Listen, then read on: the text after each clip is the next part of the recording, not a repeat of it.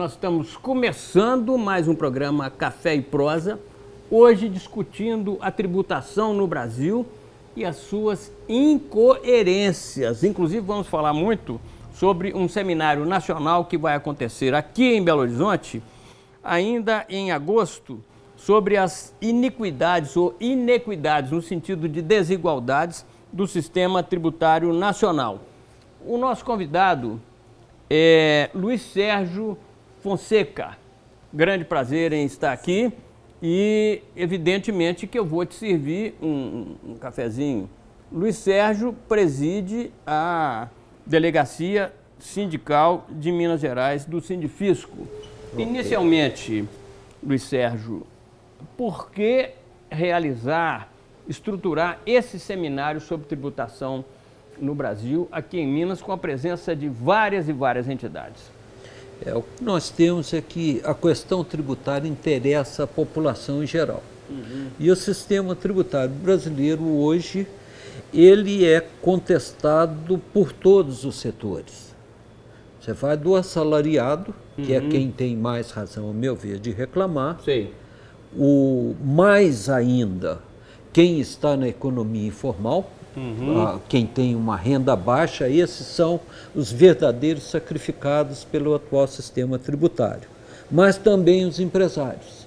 Então, há uma crítica geral e um clamor pela reforma tributária, que não ocorre. Então, nós, tendo agora a véspera de uma eleição, achamos oportuno para fazer essa uma ação de cidadania da Frente Mineira em defesa do serviço público. São diversas entidades de servidores públicos fazendo essa preocupação de dar voz para a sociedade, que normalmente não tem.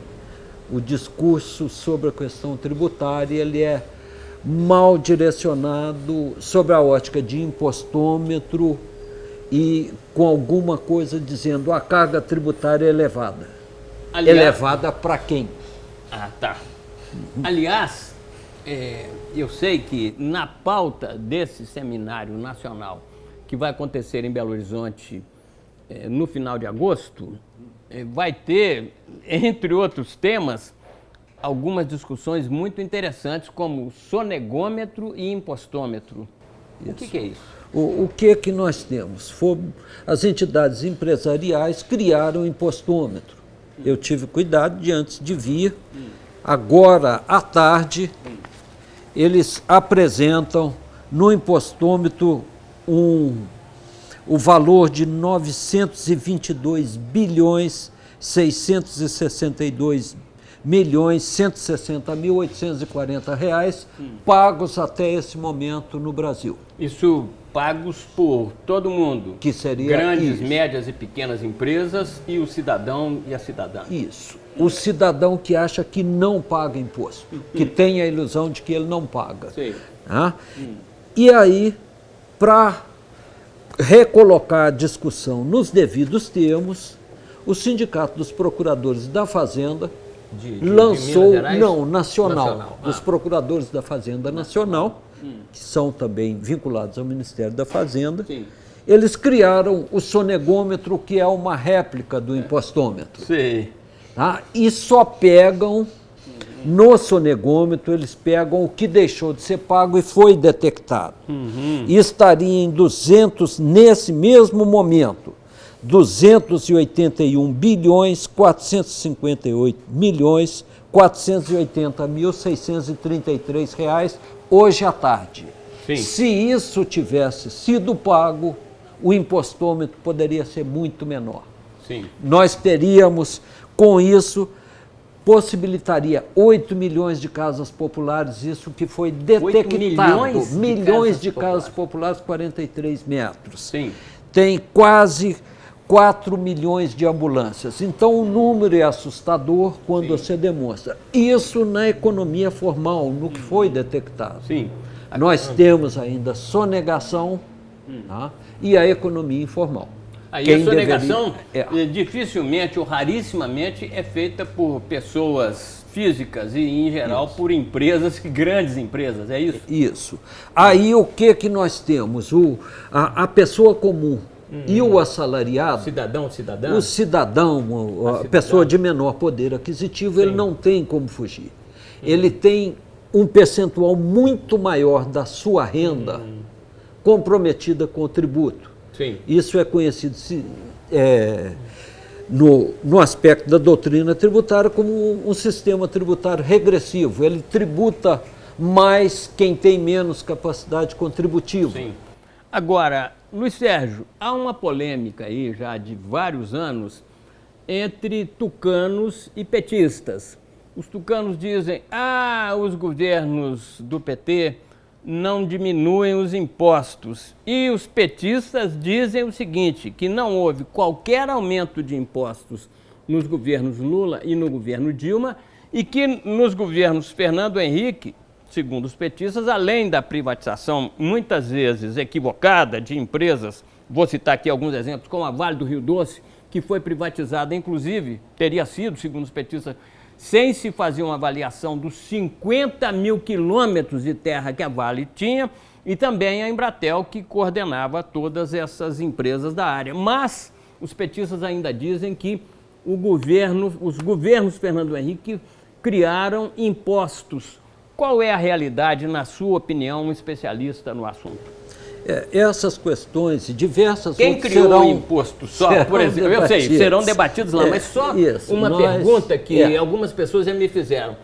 Quem criou os últimos impostos no Brasil? Os governos, aconteceram nos governos Fernando Henrique, os governos Lula e o governo Dilma também criaram ou não?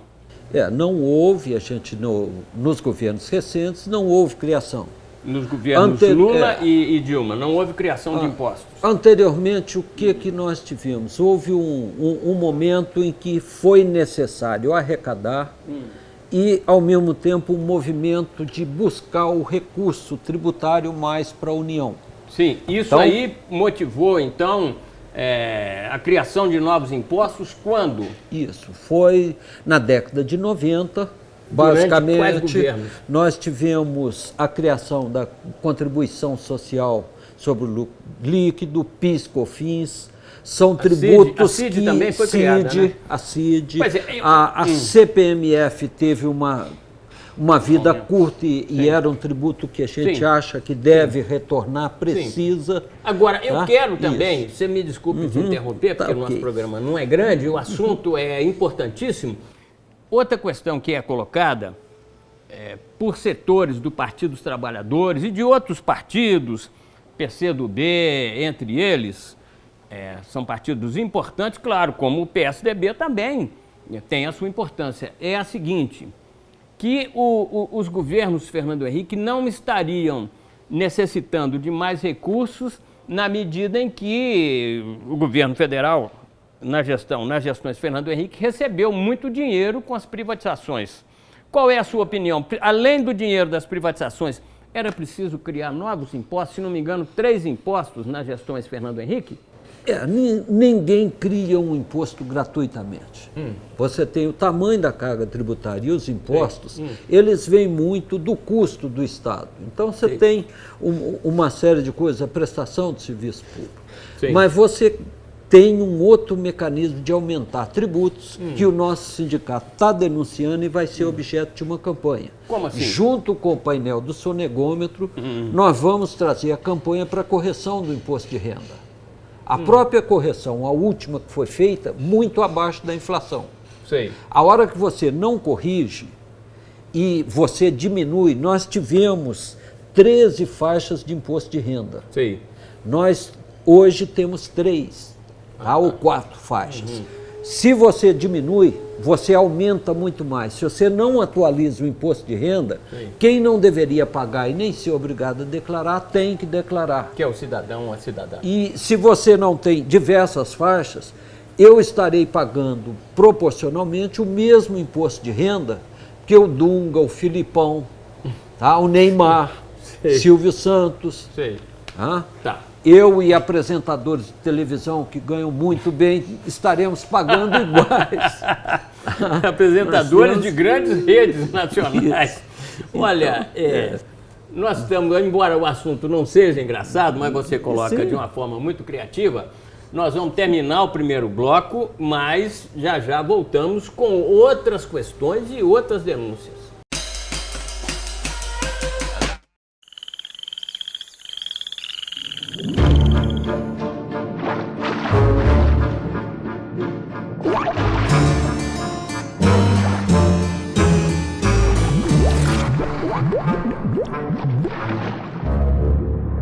As drogas são uma armadilha. Você sabe disso. Seu filho não. Converse com ele. O diálogo é a melhor forma de afastar o perigo das drogas.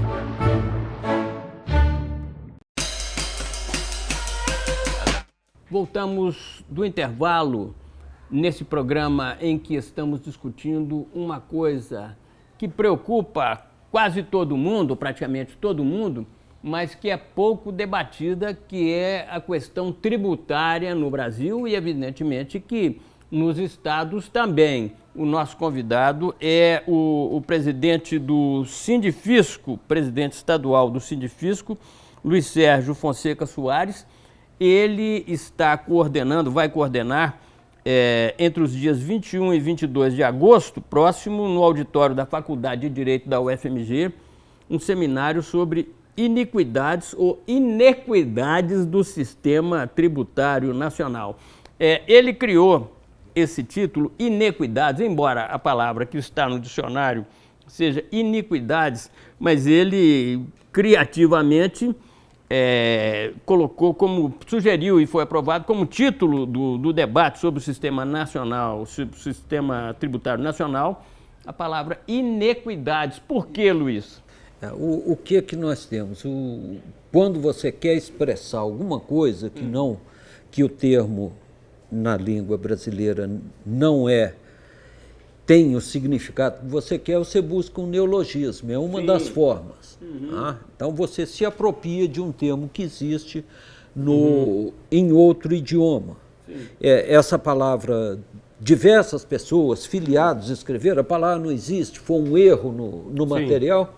Nós dissemos, não, a palavra existe, ela está sendo usada muito pelos cientistas sociais, consta de um documento do Papa Francisco, tá? E uma série de coisas, pessoal da universidade, porque a iniquidades é um documento do Conselho de Inequidades, digamos assim. Isso. Aliás, eu queria até, se fosse possível, que você apresentasse rapidamente a capa do folder. Ok. Rapidamente. Nós temos, então, o inequidades, que ele existe o termo e está sendo usado cada vez mais. Sim. Hoje ninguém fala ludopédio, o que quiseram, nós falamos futebol. Sim. Embora o que vem sendo apresentado em geral no Brasil seja mesmo um ludopédio, hein? O Brasil hoje quase não tem craques mais.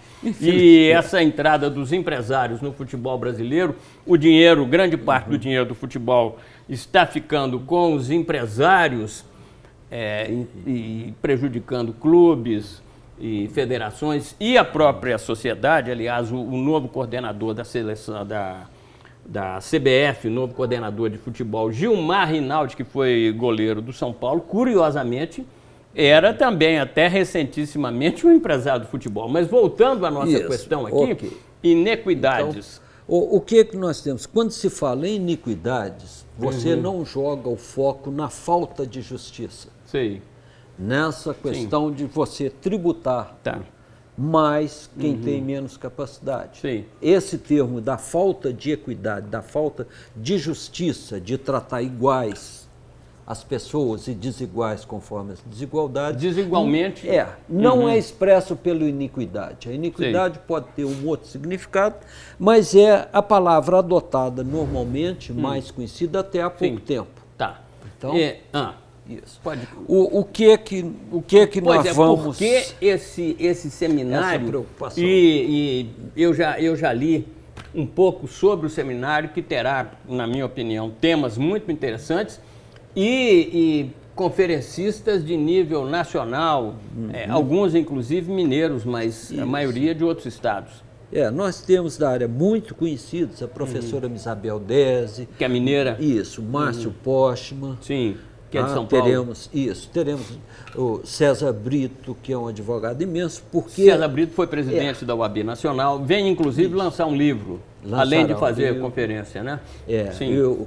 E encerramos com Frei Beto, então são nomes da coisa. Da área técnica, nós temos professores universitários e especialistas da área do fisco. São todos de primeira linha, mas sem nomes tão conhecidos. Tá, eu inclusive, queria lembrar alguns temas que eu achei assim, muito importantes, como a tributação dos inocentes, como propostas para um novo sistema tributário nacional.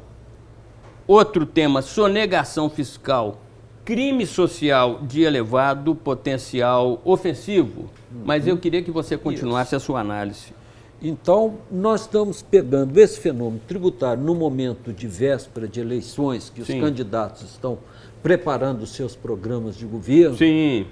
E vamos falar com a sociedade em geral. As inscrições são gratuitas e estamos sendo muito felizes. Há um grande número de pessoas fora do âmbito das entidades que estão promovendo o evento. Eu soube que já há mais de 150 inscritos. Nós tínhamos 177 inscritos até ontem à tarde, dos diversos setores, muitas prefeituras. É preciso de pegar formadores de opinião para a gente tentar viabilizar uma reforma tributária.